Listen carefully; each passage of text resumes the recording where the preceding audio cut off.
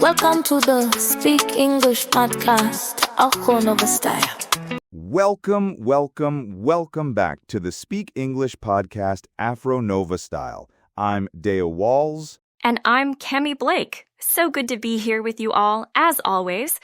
Before we get started, I want our audience to know we will speak very slow English so they can follow along at home. Yeah, that's correct. At the end of the day, we are here to help with your English AfroNova Style. Kemi, I'm super excited about what we're diving into today. This is a topic that I think is really close to both our hearts, isn't it? Oh, absolutely, Deo. I mean, we're talking about Afropop. It's global influence. It's just like everywhere. You know, you hear it on the radio, you hear it in clubs. It's just taken over. Right? It really has. And for so long, I feel like, African music, it was always there, but it didn't quite break through, if that makes sense. But now, wow, it's just exploded. Yeah, I think it's more than just a passing trend, too. It's a whole movement. And we're going to get into all of that today, like how it became this global phenomenon. So yeah, get ready, everyone. Okay, so Kemi, let's just jump right into it.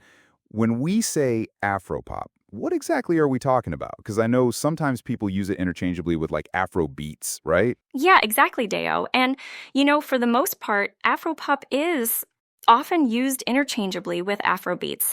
It's a sound that's really evolved super quickly, from what was like a continental sound. It's just blown up into this global thing. Totally. And like you see it, right? In the past few years, it's just taken center stage in world music. I mean, it's literally reshaping charts and, influencing artists like all over the globe. Yeah, it's wild. And it's not like African music hasn't influenced world trends before. I mean, think about it. For centuries, African rhythms have traveled and, sprouted new musical dialogues in genres as far flung as Jamaican reggae, Brazilian samba, even Lebanese hip hop. It's always been there. Right. You're so right. But I think what's different now, right, is that Afropop is explicitly being recognized and celebrated on the world stage, like in real time. Exactly. It's not just like an underlying influence anymore. It's front and center. I mean, you go from Lagos, Nigeria, all the way to Los Angeles, and then from your TikTok feeds to the Grammy stages, Afropop's infectious beats and, its cultural richness, they're just leaving such an indelible mark on the modern music scene. It's incredible to witness, honestly. Absolutely. It's like finally it's getting its moment in the sun, and it's not just a niche thing. It's truly mainstream. Absolutely. And speaking of mainstream, Deo, we have to talk about its chart domination, right? Afropop's rise on global charts has just been, it's been meteoric, wouldn't you say? Oh, absolutely, Kemi. I mean, think about Wizkid, Tiwa Savage, Burna Boy. These artists who were already huge, obviously in Africa, have just become global icons. They are really driving this worldwide popularity. Yeah, and it's so interesting because a decade ago, you wouldn't really hear West African, Pidgin, or Yoruba lyrics in a Western club, but now it's commonplace. It's pretty wild. It's incredible, actually. And the numbers, they really don't lie, right?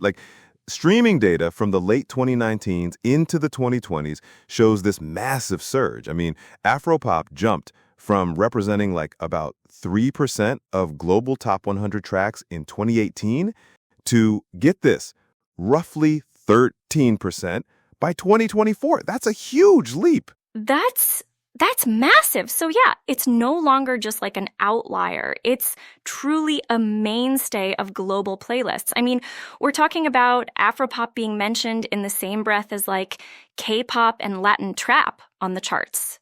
Exactly. And, one of the biggest milestones, I think, was Rema's 2022 single, Calm Down. Oh, yes, with Selena Gomez. Yeah, the remix with Selena Gomez. That song became the first African song in history to reach #1 on the Billboard Global 200 chart. I mean, it cemented Rema as having one of the biggest records in the world at that moment. Yeah, absolutely. And speaking of viral hits, CK's Love Nwantiti is another perfect example. Like, it went from a regional hit to this viral global smash. It topped charts everywhere, like in countries like India, and just thronged TikTok with millions of videos. Oh, I remember that. It was everywhere. And what's really important to note, Kemi, is that these aren't just one-off successes. Like, they signal a broader trend of Afropop hits truly transcending borders. It's not a fluke. Right, exactly.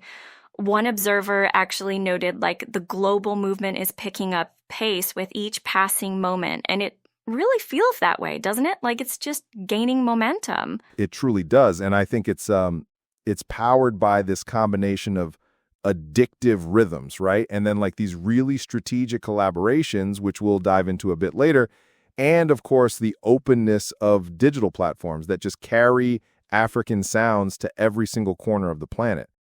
It's a perfect storm, really. Speaking of that perfect storm, Dio, it really leads us beautifully into talking about the sound itself. I mean, Afropop's unique sonic identity is it's a cultural bridge, isn't it? Oh, absolutely, Kemi. Like, its global appeal, I think, owes so much to that specific sound and its richness. It brings people together. It's a vibrant fusion, really, drawing from Afrobeat, dancehall, highlife, hip-hop, you name it. It creates this sound that feels fresh, but also like kind of familiar to ears all over the world. Yeah, it's true. Someone actually noted that Afropop has this swagger and vibe that's just like entrancing the world. And it's because it's this amazing mix of styles from, Ivory Coast, Senegal, Nigeria, and even like the African diasporas in places like London. Totally. And I think what really gets people, right, is those irresistibly danceable beats. Like, they're often built on these layered African polyrhythms coupled with like really catchy sing-along melodies. Yeah, I mean, you might not understand the lyrics, but you're just like instantly hooked by the groove. And before you know it, you're like humming along to Nigerian pidgin or Swahili phrases without even realizing what you're doing. It's pretty cool. It happens to me all the time. I'm like, wait, what did I just sing? But beyond just the catchy beats, it really serves as this incredible cultural ambassador for Africa, right? Like, the genre proudly showcases African languages, stories, traditional elements on the world stage. Yeah, and it's so common now to hear songs blending English with like Yoruba, Zulu, or Twi, which in turn introduces global audiences to Africa's linguistic diversity. Like Burna Boy. He often infuses Yoruba and Pidgin English into his songs, for example, Ye. And then artists like Yemi Alade shill like pepper tracks with colloquial Nigerian storytelling. It's celebrating everyday African life, love and resilience. It's just so authentic, isn't it? And that authenticity really resonates widely. I mean, as international listeners sing along, they're not just enjoying the music, they also like absorbing a piece of African culture. And that, I think, just forms this deeper appreciation for it. It absolutely does. And in this way, Afropop is actively challenging those old, frankly dated stereotypes about Africa. You look at music videos by artists like Wizkid and Tiwa Savage, and they brim with vibrant African fashion, urban cityscapes, and joyful scenes that totally contrast with the continent's outdated portrayal in Western media. For sure. I mean, each hit song effectively becomes this mini cultural exchange. It's really showcasing Africa's creativity and modernity to the world. And importantly, I think the youth-driven energy of Afropop is a key ingredient in its global rise. It's about identity and pride, and young Africans and those in the diaspora are spreading it everywhere. Exactly. It's such a powerful statement. Like, this is who we are. This is our culture. And we're proud of it. and the world is, definitely listening. You know, Kemi, if the sound of Afropop itself laid the groundwork for its global rise, then I would say without a doubt, these high-profile collaborations, they've been like the rocket fuel, right, for its mainstream breakthrough. Oh, absolutely, Dio. I mean, thinking back to the mid-2010s, that was like a watershed moment. You had Canadian superstar Drake, right, teaming up with Nigeria's very own Wizkid. Their 2016 song, One Dance, I mean, that blended Afropop rhythms with Drake's, pop and R&B sensibility, and it just shot to #1 on global charts. It was one of the biggest hits of the year. Yeah, One Dance was like everywhere. And for so many international listeners, it was, a revelation. It essentially introduced Afrobeats to top 40 radio. And then, they followed it up with Come Closer, another infectious track that sold hundreds of thousands of units. It proved that Afropop could totally rub shoulders with the world's biggest pop hits, and that Western audiences were truly hungry for more. And then, of course, you can't talk about crossover impact without bringing up Beyoncé. In 2019, she, like a pop's most influential figures, centered an entire project on African music for the Lion King remake. Yeah, The Lion King, The Gift. I mean, she curated and produced that album, heavily featuring Afropop artists and producers. She worked with household names from the Afrobeat scene like Burna Boy, Wizkid, Tiwa Savage. I mean, she crafted a vibrant Afrofusion soundscape. And the standout single, Brown Skin Girl, which featured Wizkid and St. John, I mean, it celebrated Black beauty and won widespread acclaim. It even earned Wizkid a Grammy for his contribution. By aligning herself with Afropop's elite, Beyoncé just totally validated the genre's importance on the world stage, and it introduced millions of her listeners to those African artists. Exactly. I mean, as a cultural icon, her pivoting to African sounds, it signaled that Afropop wasn't just like a niche. It was the future of pop music. And it's not just like inspiration. Western artists are directly hopping on Afropop tracks to remix them for wider audiences. A clear example is Wizkid's Essence. Oh, Essence. That was originally a sultry Afrobeats and R&B track by Wizkid and Thames, and it already had international buzz. But then Justin Bieber jumped on a 2021 remix. And I mean, let's be honest, it didn't really add much to the song's Afro-soulful essence, but it tremendously boosted its commercial reach. That Bieber-assisted remix climbed high on the Billboard Hot 100 and became like one of the summer's anthems. It totally did. And it just showed how Afropop can bridge cultures and inspire artists worldwide. Similarly, when Fireboy DML released Peru, it was a hit in Africa. But then the remix, featuring Ed Sheeran, propelled it to #1 in UK charts and into heavy rotation across Europe. Yeah, in both cases, the formula was clear. An already great Afropop song gets a boost from a Western star's name recognition, resulting in chart-topping success and exposing the sound to new demographics. And it's not just North American artists either. Afropop's global rise runs parallel to the Latin pop explosion. Yeah, absolutely. I mean, Rima's Calm Down remix with Selena Gomez? Gomez's Mexican heritage really helped that Afrobeat tune captivate Latin listeners and U.S. pop radio alike.